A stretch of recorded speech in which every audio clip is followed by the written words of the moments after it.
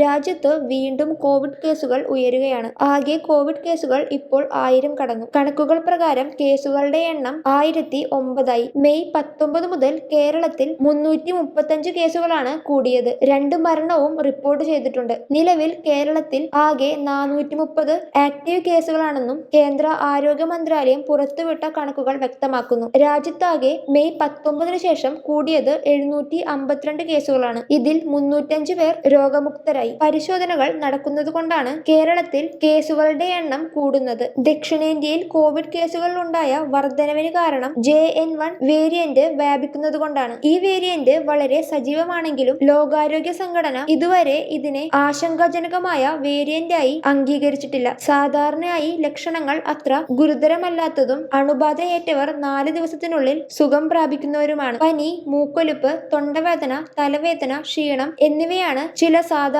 ലക്ഷണങ്ങൾ. ആശങ്ക വേണ്ട എന്നാണ് ആരോഗ്യ വിദഗ്ധർ പറയുന്നത്. കോവിഡിന്റെ താരതമ്യേന വീര്യം കുറഞ്ഞ ഒമിക്രോൺ വകഭേദത്തിന്റെ ഉപശാഖകളാണ് ഇപ്പോൾ പടരുന്നത്. പ്രായമായവരും ശ്വാസകോശ രോഗങ്ങളുള്ളവരും കുഞ്ഞുങ്ങളെയും പ്രത്യേക ശ്രദ്ധ വേണം. അനാവശ്യമായി ആശുപത്രി സന്ദർശനങ്ങളും ഒഴിവാക്കണമെന്നും നിർദ്ദേശമുണ്ട്. മഴ തുടരുന്ന സാഹചര്യത്തിൽ ഡെങ്കിപ്പനി, എലിപ്പനി പോലുള്ള അസുഖങ്ങളും വ്യാപിക്കാൻ സാധ്യതകളേറെയാണ്. അതിനാൽ ജനങ്ങൾ കൃത്യമായ ജാഗ്രത പാലിക്കേണ്ടതാണ്.